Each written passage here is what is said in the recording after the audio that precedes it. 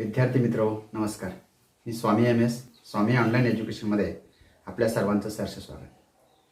यापूर्वी माझ्या स्वामी online education YouTube चॅनलला आपण भेट देऊन इयत्ता 10वीच्या इतिहास आणि राज्यशास्त्र या विषयाच्या पाठांची माहिती आपण घेतली. जर आपण अद्याप पाठ अभ्यासले नसतील तर स्वामी ऑनलाईन एज्युकेशन यूट्यूब चॅनलला आपण भेट देऊन पाठ अभ्यासा. आज आपण इतिहास आणि राज्यशास्त्र विषयाची प्रश्नपत्रिका कृतीपत्रिकेचं स्वरूप कसं असेल, उत्तरपत्रिकेत लेखन करत असताना ते कसं करावं याबाबतची माहिती आज आपण घेणार आहोत. सामाजिक शास्त्र विषयाअंतर्गत इतिहास, राज्यशास्त्र व भूगोल असे 2 विषय येतात. सामाजिक शास्त्र हा विषय 100 गुणांचा असून यात 80 गुण हे लेखीसाठी तर 20 गुण हे अंतर्गत असणार आहेत. इतिहास, राज्यशास्त्र हा विषय 40 गुणाचा तर भूगोल हा 40 गुणाचा असे 2 बोर्ड परीक्षेत पेपर असणार आहेत. आज आपण इतिहास आणि राज्यशास्त्र या 40 गुणांच्या लेखी पेपरचा आराखडा व अधिक गुण मिळवण्याच्या दृष्टीने उत्तरपत्रिकेचं लेखन कसं करावं याविषयीची माहिती आपण घेणार आहोत. इतिहास, राज्यशास्त्र या 40 गुणांच्या प्रश्नपत्रिका कृतीपत्रिकामध्ये 28 गुण हे इतिहासासाठी तर 12 गुण हे राज्यशास्त्र विषयासाठी आहे. ही प्रश्नपत्रिका कृतीपत्रिका सोडवण्यासाठी 2 तासाचा वेळ आहे. प्रश्नपत्रिका कृतीपत्रिकामध्ये एकूण मुख्य प्रश्नांची संख्या ही 9 आहे. यात 1 ते 5 प्रश्न हे इतिहास व 6 ते 9 प्रश्न हे राज्यशास्त्रावरती असणार आहेत. प्रश्न क्रमांक 1, 2 आणि 8 या प्रश्नामध्ये अ आणि ब असे उपप्रश्न सुद्धा असणार आहेत. प्रश्नपत्रिका कृतीपत्रिकामध्ये ज्ञानरचनावादी व कृतिशीलतेस वाव देण्याच्या दृष्टिकोनातून प्रश्नांची रचना करण्यात आलेली आहे. दीर्घोत्तरी प्रश्नांचं उत्तर लेखनात विचाराला चालना, स्वमत प्रकटीकरणास वाव आहे. ज्ञान, आकलन, उपयोजन, कौशल्य या उद्दिष्टावरती आधारित प्रश्न प्रकार आहेत. उतारा व त्यावरती आधारित प्रश्न या सर्व प्रश्नांची उत्तरे लिहिण्यासाठी क्रमिक पाठ्यपुस्तकाचं सूक्ष्म वाचन आणि चिंतन होणं अत्यंत आवश्यक आहे. चला तर मग आपण प्रश्नपत्रिका आणि कृतीपत्रिकेचा आराखडा आणि उत्तर लेखन याबाबत माहिती घेऊ. आपल्यास स्क्रीनवरती प्रथम प्रश्न क्रमांक 1 ते 5 दिसत आहेत. प्रश्न क्रमांक 1 मध्ये अ आणि ब असे उपप्रश्न आहेत. अ मध्ये 3 प्रश्न असतात. एकूण गुण 3 असतात. प्रत्येक प्रश्न 1 गुणांचा. 3 विधाने असतात. या प्रत्येक विधानास 4 पर्याय दिलेले असतात. यातील योग्य पर्याय रिकाम्या जागी लिहावा. वर्णाक्षर लिहू नये. या प्रश्नास विकल्प असणार नाही. उत्तरपत्रिकेमध्ये केवळ योग्य पर्याय न लिहिता ते विधान पुन्हा लिहावं. रिकाम्या जागी योग्य पर्याय लिहून त्यास अधोरेखित करावं. उदाहरणार्थ, आपल्याला स्क्रीनवरती एक प्रश्न दिसतोय. प्रश्न क्रमांक 1 अ. दिलेल्या पर्यायापैकी योग्य पर्याय निवडून विधाने पूर्ण करा. पहिलं विधान आहे, जगातील सर्वात प्राचीन संग्रहालय डॅश या शहराचे उत्खनन करताना सापडले. आपल्याला 4 पर्याय या ठिकाणी दिलेले दिसत आहेत. अ दिल्ली, ब हडप्पा, क ऊर आणि ड कोलकाता. दुसरं विधान आहे, भारतातील पहिले इंग्रजी वर्तमानपत्र डॅश रोजी सुरू झाले. 4 पर्याय दिलेत. अ 15 सप्टेंबर 1959, ब 29 जानेवारी 1780, क 1 मे 1972 आणि ड 23 जुलै 1927. तिसरं विधान दिलंय, कुकने डॅश विकण्याचा एजन्सी व्यवसाय सुरू केला. 4 पर्याय दिलेत. अ हस्तकौशल्याच्या वस्तू, ब खेळणी, क खाद्यवस्तू आणि ड पर्यटन तिकीट. आता या प्रश्नाचं उत्तर कसं लिहावं हे पाहूया. हे लक्षात घ्या, प्रत्येक मुख्य प्रश्नाचं उत्तर लिहिण्यासाठी नवीन पानावरती सुरुवात करावी. प्रत्येक प्रश्नाच्या उत्तरानंतर एक ओळ सोडावी. तुम्हाला स्क्रीनवरती उत्तरपत्रिका दिसत आहे. प्रश्न क्रमांक 1 अ चे उत्तर कसं लिहिलं आहे पहा. उत्तरपत्रिकेमध्ये वरच्या बाजूस ज्या ठिकाणी प्रश्न क्रमांक आणि एक चौकोन दिलेला आपल्याला दिसतोय त्यामध्ये आपण मुख्य प्रश्नाचा क्रमांक लिहावा. डाव्या बाजूला आपण एखादा समास आखून उपप्रश्न लिहावा. जसं अ मधील पुन्हा उपप्रश्नाचा क्रमांक समासामध्येच लिहावा. उदाहरणार्थ प्रश्न क्रमांक 1 अ मधील 1. तुम्हाला इथे विधाने दिलेली दिसतात. उत्तरपत्रिकेत आपण अशाच पद्धतीनं विधानं लिहावी. 1. जगातील सर्वात प्राचीन संग्रहालय ऊर या शहराचं उत्खनन करताना सापडले. या विधानामध्ये ऊर हा शब्द आपल्याला दिसतोय, त्याला अधोरेखित केलेलं आहे. दुसरं विधान, भारतातील पहिले इंग्रजी वर्तमानपत्र 29 जानेवारी 1780 रोजी सुरू झाले. योग्य पर्याय या ठिकाणी लिहिला गेला 29 जानेवारी 1780. त्यालाही अधोरेखित केलं दिसतंय. विधान 3, कुकने पर्यटन तिकिटे विकण्याचा एजन्सी व्यवसाय सुरू केला. योग्य पर्याय पर्यटन तिकिटे, त्यालाही आपल्याला अधोरेखित केलेलं दिसतंय. या प्रत्येक विधानानंतर एक ओळ सोडलेली आपल्याला येथे दिसते. आता आपण प्रश्न क्रमांक 1 ब पाहूया. 3 जोड्यांचा एक गट दिला जातो. एकूण 3 गुण असतात. प्रत्येक गटात 4 जोड्या असतात. यातील 3 जोड्या बरोबर व 1 जोडी चुकीची असते. फक्त चुकीची जोडी कोणती ती ओळखून उत्तरपत्रिकेत लिहावी. चुकीची जोडी दुरुस्ती करण्याची आवश्यकता नाही. वर्णाक्षर अथवा केवळ क्रमांक लिहू नये. पूर्ण चुकीची जोडी लिहावी. या प्रश्नास विकल्प असणार नाहीत.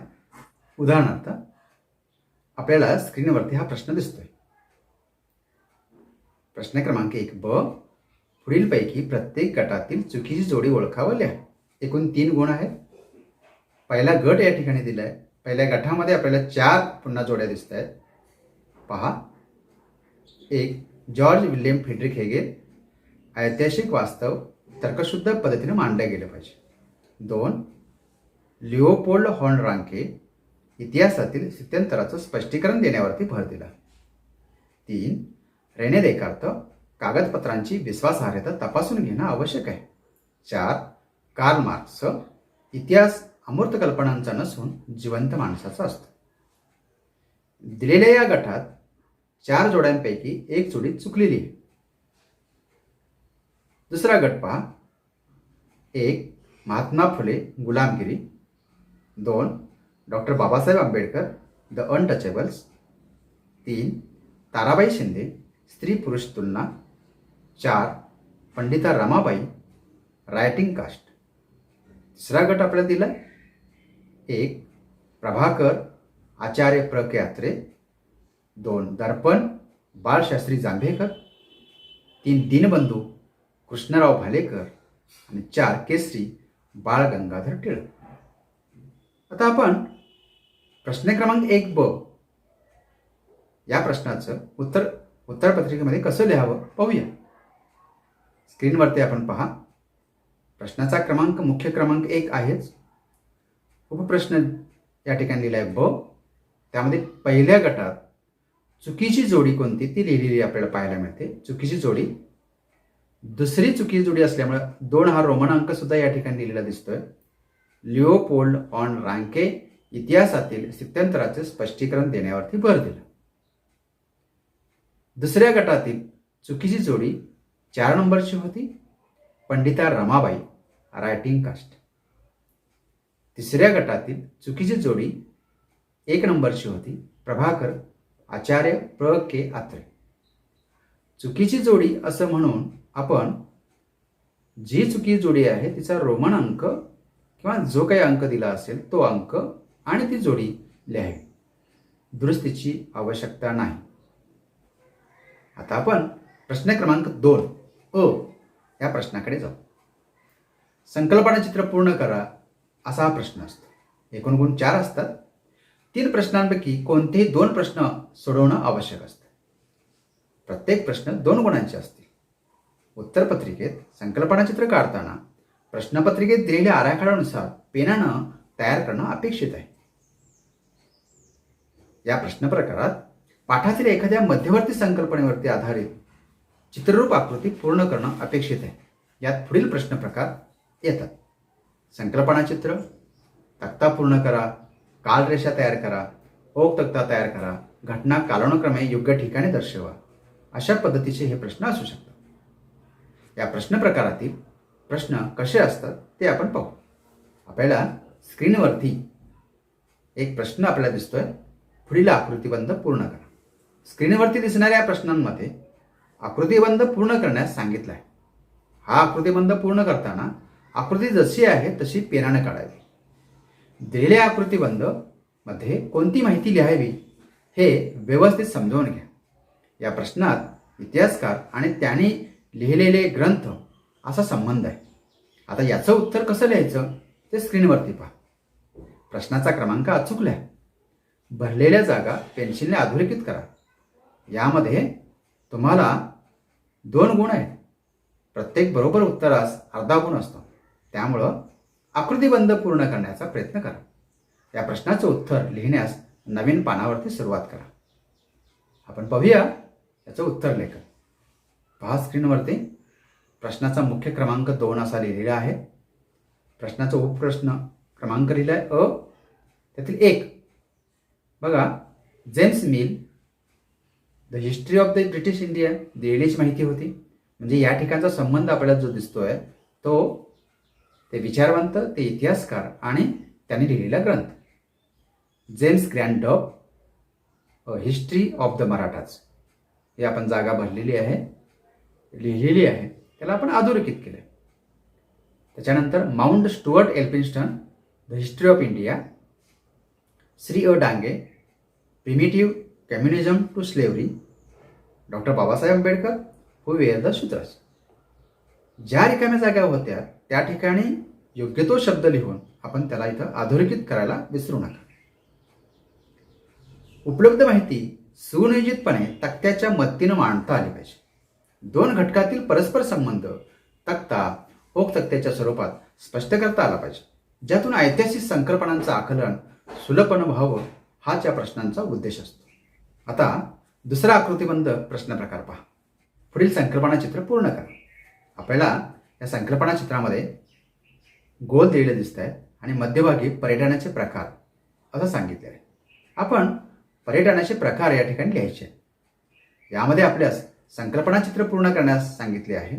या प्रश्नाचं उत्तर लिहिताना आकृतिबंध जसा आहे तसा आपण पेनाने काढावा व रिकाम्या जागी योग्य पाठात असणारीच माहिती लिहा. पहा उत्तर स्क्रीनवरती आपल्याला दिसतंय. पर्यटनाचे प्रकार लिहिले. याच्यामध्ये एक स्थानिक आणि आंतरराज्यीय पर्यटन, दुसरं आंतरराष्ट्रीय पर्यटन लिहिलंय, तिसरं आहे ऐतिहासिक पर्यटन, चौथं आहे भौगोलिक पर्यटन. याशिवाय पर्यटनाचे आणखीन काही प्रकार आहेत, परंतु यामध्ये 4च उत्तरे लिहायची आहेत. त्यामुळे आपल्यास अचूक माहिती असलेली उत्तर द्या. त्या आकृतिबंधामध्ये लिहा. जादा गोल तयार करून उत्तर लिहू नका. आपल्यास माहिती आहे की पर्यटनाचे आरोग्य पर्यटन, कृषी पर्यटन, क्रीडा पर्यटन, नैमित्तिक पर्यटन हे प्रकार आहेत. यापैकी कोणतेही 4 प्रकार आपण लिहायचे. आणखीन एक प्रश्न प्रकार आपण अभ्यासू. पहा स्क्रीनवरती. तुम्हाला स्क्रीनवरती कालरेषा दिलेली आहे आणि सांगितलेलं आहे की भारतातील दूरदर्शनचा विकास पुढील कालरेषेवरती दर्शवा. या संकल्पना चित्रात आपल्यास दूरदर्शनच्या विकासाबाबत कालरेषा दिली आहे.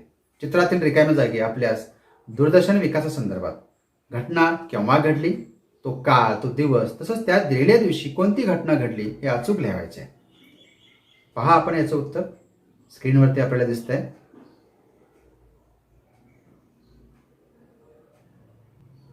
इतिहास म्हणजे घटनांची साखळी. या घटना परस्पराशी संबंधित असतात. या घटनांमधील कार्यकारण भाव ओळखून घटना योग्य कालानुक्रमानं मांडता येणं हे महत्त्वाचं असतं आणि यासाठी हा प्रश्न प्रकार नव्यानं समाविष्ट करण्यात आला आहे. आणखी काही प्रश्न पहा. उदाहरणासाठी आपल्याला हे प्रश्न दिले जात आहेत. या ठिकाणी तुम्हाला या स्क्रीनवरती जो संकल्पना चित्र दिसतंय, या संकल्पना चित्रामध्ये आपल्याला युरोपातील महत्त्वाचे विचारवंत लिहायचे. जशी आकृती दिली आहे तशीच आपण पेननं काढावी. आणखीन एक प्रश्न पहा. तुम्हाला संकल्पना चित्र दिसतंय. या संकल्पना चित्रामध्ये दिलेली आकृती जशी आहे तशीच आपण काढणं अपेक्षित आहे. ती पेननं काढावी. भारतातील प्रसिद्ध ऐतिहासिक वास्तू या संदर्भातलं हे संकल्पना चित्र आहे. संकल्पना चित्र जर आपण बघितलं, त्यात दिलेली माहिती जर आपण बघितली तर यामध्ये आपल्याला वास्तू, स्थळ आणि ठिकाण यांचा संबंध या ठिकाणी आपल्याला लिहायचा आहे. आता आपण प्रश्न क्रमांक 2 कडे जाऊ. हा प्रश्न थोडक्यात टिपा आल्या असा असतो. एकूण 4 गुण असतात. 3 प्रश्नांपैकी कोणतेही 2 प्रश्न सोडवणे आवश्यक असतं. प्रत्येक प्रश्न 2 गुणाचे असतात. उत्तरपत्रिकेत टीप लिहिताना मुद्देसूदपणे लिहिणं अपेक्षित आहे. आवश्यक तेथे संकल्पना चित्र तयार करून आपण टीप लिहू शकता. या प्रश्न प्रकारातील प्रश्न कसे असतात पाहू. उदाहरणार्थ स्क्रीनवरती प्रश्न दिसतोय आपल्याला. थोडक्यात टिपा आल्या कोणतेही 2 गुण 4 आहेत. एक द्वंद्ववाद डायलेक्टिक्स, दुसरा अभिलेखागार आणि तिसरा प्रसारमाध्यमांची संबंधित व्यावसायिक क्षेत्रे. उत्तर कसं लिहावं पाहूया. विद्यार्थी मित्र, एक लक्षात घ्या, टीप लिहित असताना जी टीप आपल्याला सोपी वाटते, जी टीप आपल्याला मुद्देसूदपणे लिहिता येते, अशा टीप आपण उत्तर लेखनासाठी निवडायचे आहेत. पहा, उत्तर स्क्रीनवरती आपल्याला दिसतंय. प्रश्नाचा मुख्य क्रमांक टाकलेलाच आहे. उपप्रश्न क्रमांक त्यातील तिसरं या ठिकाणी आपण लिहितोय प्रसारमाध्यमांची संबंधित व्यावसायिक क्षेत्रे. बघा, या ठिकाणी आपल्याला लिहिले मुद्देसूदपणे लिहिले. उत्तराचा जो मुद्दा आहे तो समासाच्या उजव्या बाजूला आपल्याला लिहिलेला पाहायला मिळतोय. बघा, या ठिकाणी प्रसारमाध्यमं जी आहेत त्याच्यामध्ये वर्तमानपत्र आहे, आकाशवाणी आहे, दूरदर्शन आहे. या प्रसारमाध्यमांच्या क्षेत्रामध्ये कोणत्या प्रकारच्या व्यावसायिक संधी उपलब्ध होतील हे आपल्याला या ठिकाणी लिहिणं अपेक्षित आहे. किमान 1 गुणासाठी 1 ते 2 मुद्दे उत्तर अपेक्षित आहे. उत्तराचे मुद्दे समासाच्या उजव्या बाजूस लिहा. उत्तराची सुरुवात आणि शेवट व्यवस्थित करा. एखादी टीप स्पष्ट करण्यासाठी माइंड मॅप आपण काढू शकतो. आता आपण प्रश्न क्रमांक 3 पाहू. पुढील विधाने साकाराने स्पष्ट करा असा हा प्रश्न असतो. एकूण 4 गुण असतात. 4 प्रश्नांपैकी कोणतेही 2 प्रश्न आपण सोडवायचे असतात. प्रत्येक प्रश्न 2 गुणाचा असतो. उत्तरपत्रिकेत उत्तर लिहिताना मुद्देसूदपणे लिहिणं अपेक्षित आहे. आपण उदाहरण पाहूया. आपल्या स्क्रीनवरती आपल्याला प्रश्न दिसतोय. प्रश्न क्रमांक 3. पुढील विधाने साकाराने स्पष्ट करा. कोणतीही 2 गुण 4. बघा, प्रश्न दिलेत. 1. इतिहास लेखनात प्रायोगिक पद्धती प्रत्यक्ष निरीक्षण करणं शक्य नसतं. दुसरं विधान आपल्याला दिलंय, सर्व प्रसारमाध्यमात दूरदर्शन अतिशय लोकप्रिय माध्यम आहे. तिसरं विधान आपल्याला दिलंय, कोश समाजाचं मानचिन्ह समजलं जातं. आणि 4थं विधान आहे, आजच्या काळात परदेशात जाणं वाढत आहे.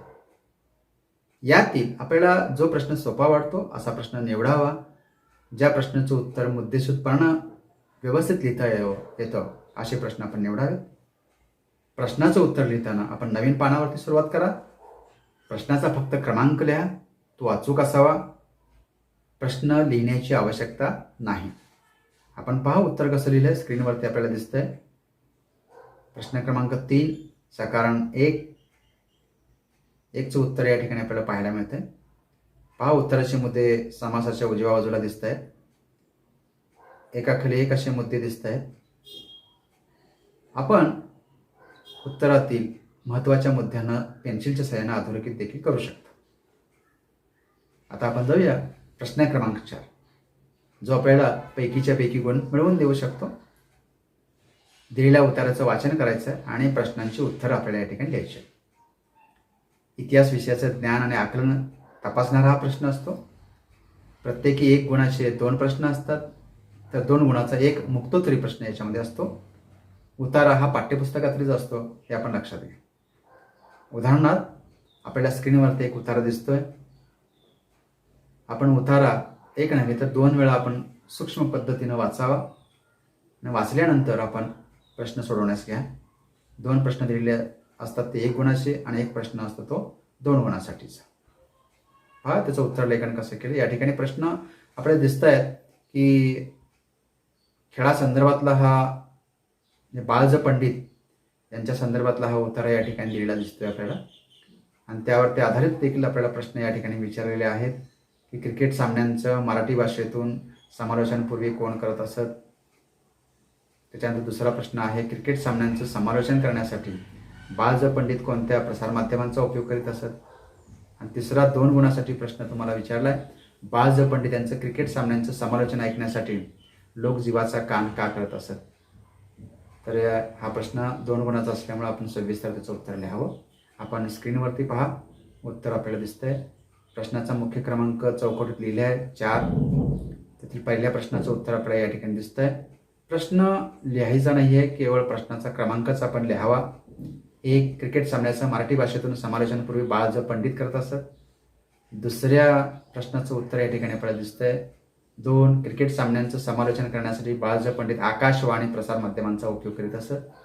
आणि तिसरं आहे महत्त्वाचा प्रश्न, 2 गुणासाठीच असल्यामुळे मुद्दे आपल्याला या ठिकाणी दिसतात. 1, क्रिकेट सामन्यांचं मराठी भाषेतून आकाशवाणीवरून समालोचनपूर्वी बाळाज पंडित करत असत. दुसरा मुद्दा लिहिला आहे, समालोचन करताना बाळाज पंडित त्या मैदानाचा इतिहास, खेळाडूंचा इतिहास, खेळाशी संबंधित असणाऱ्या आठवणी, पूर्वीचे विक्रम यांची माहिती देत असत. आणि तिसरा मुद्दा या ठिकाणी त्यातला दिलाय की त्यांना खेळाचं आणि खेळांच्या इतिहासाचं उत्तम ज्ञान असल्यानं त्यांचं समालोचन रंजक व्हायचं आणि त्यामुळे ते ऐकण्यासाठी लोक जीवाचा कान करत असत. प्रश्न क्रमांक 4 मध्ये तिसऱ्या प्रश्नाचे उत्तर लिहिताना आपण अधिकची माहिती आपण यात लिहू शकता. आता आपण जाऊया प्रश्न क्रमांक 5.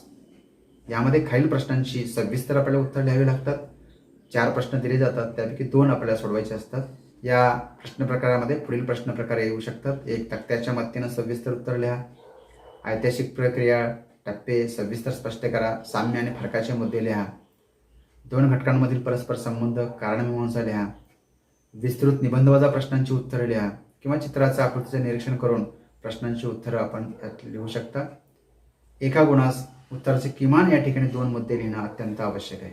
आपण उदाहरणादाखल एक प्रश्न पाहूया. बघा, प्रश्न क्रमांक 5 आपल्या स्क्रीनवरती दिसतोय. पुढील प्रश्नांची उत्तरे सविस्तर लिहा. कोणते 2 गुण 6 आहेत, याचा अर्थ असा की एका प्रश्नाला या ठिकाणी 3 गुण असतात. पहा प्रश्न दिलेत. पहिला प्रश्न आहे, ग्रंथालय व्यवस्थापन का महत्वाचं आहे?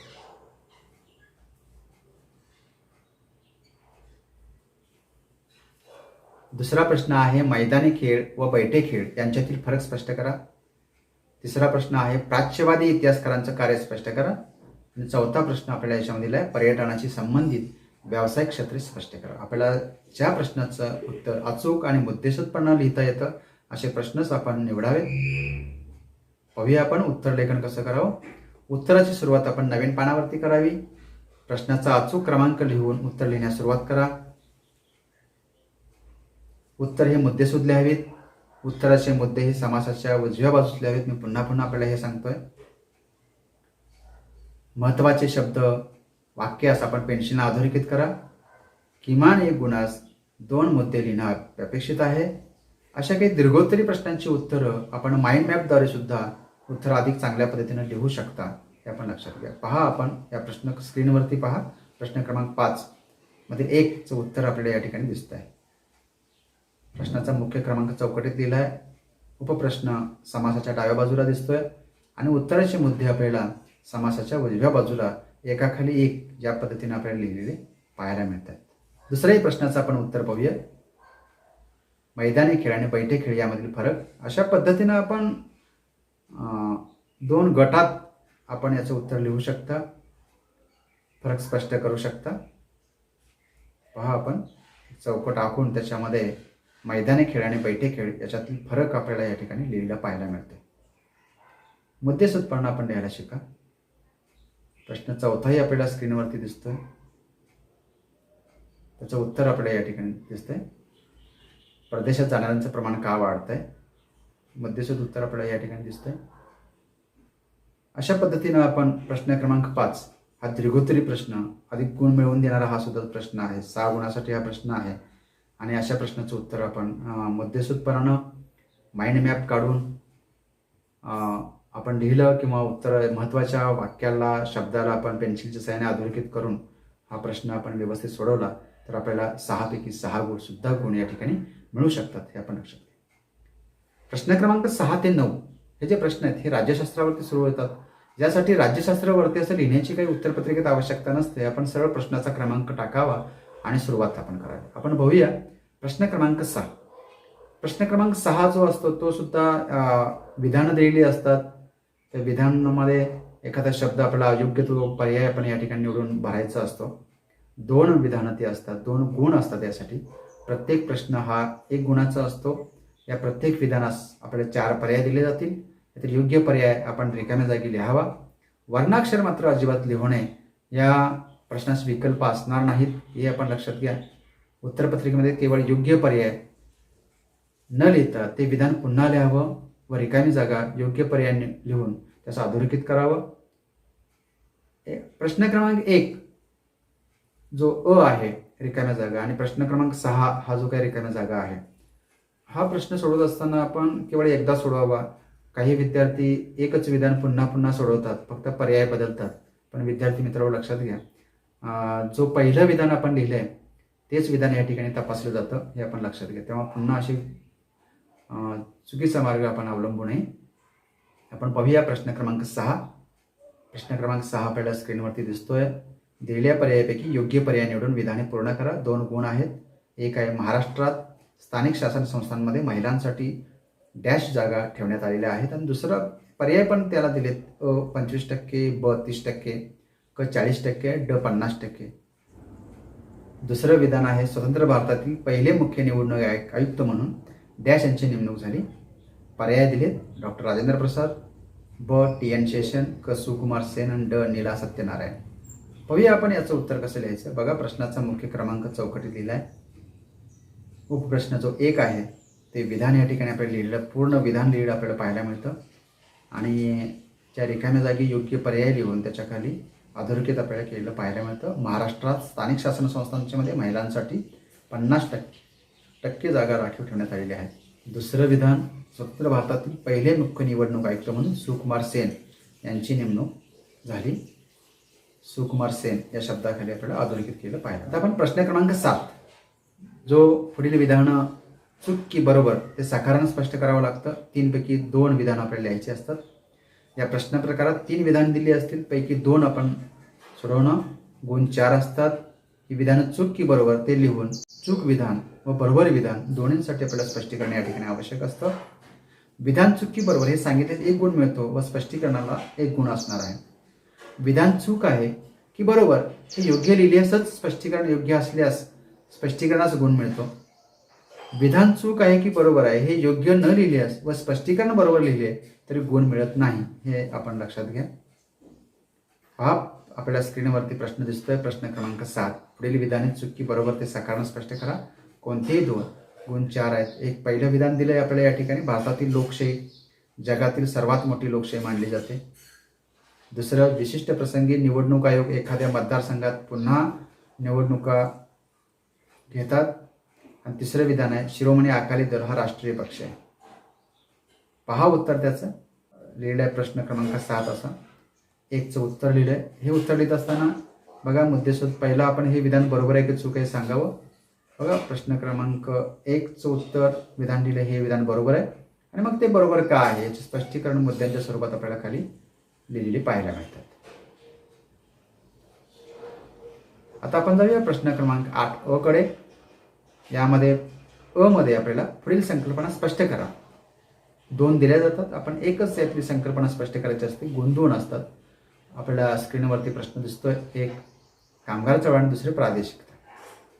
आपल्याला दुसऱ्या प्रश्नाचं उत्तर आपल्याला या ठिकाणी द्यायचं आहे, तर आपण या ठिकाणी लिहू शकता. प्रश्न क्रमांक 8 अ 2 प्रादेशिकता. मध्यसूद लिहा. प्रश्न क्रमांक 8 ब कडे.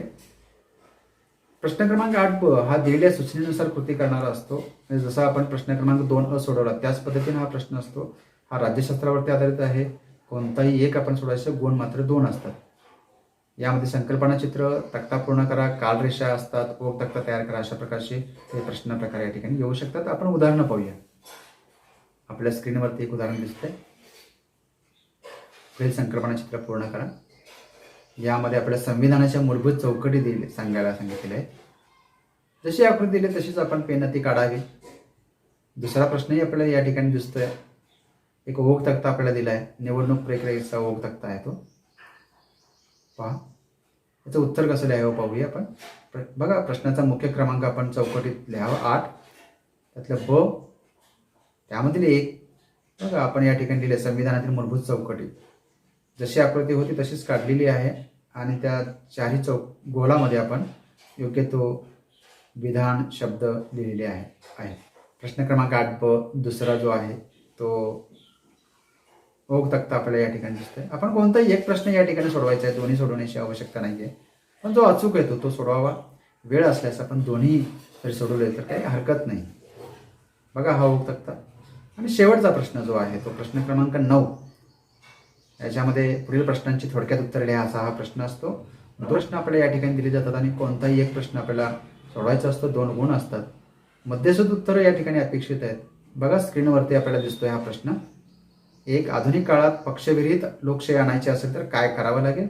आणि दुसरा, स्वातंत्र्यपूर्व काळात स्त्री चळवळी कोणत्या सुधारणांसाठी लढत होत्या?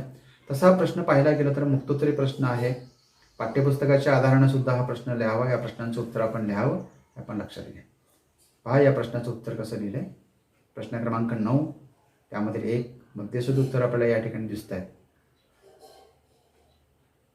दुसराही प्रश्न आपण पहा, त्याचं उत्तर या ठिकाणी तुम्हाला स्क्रीनवरती दिसतंय.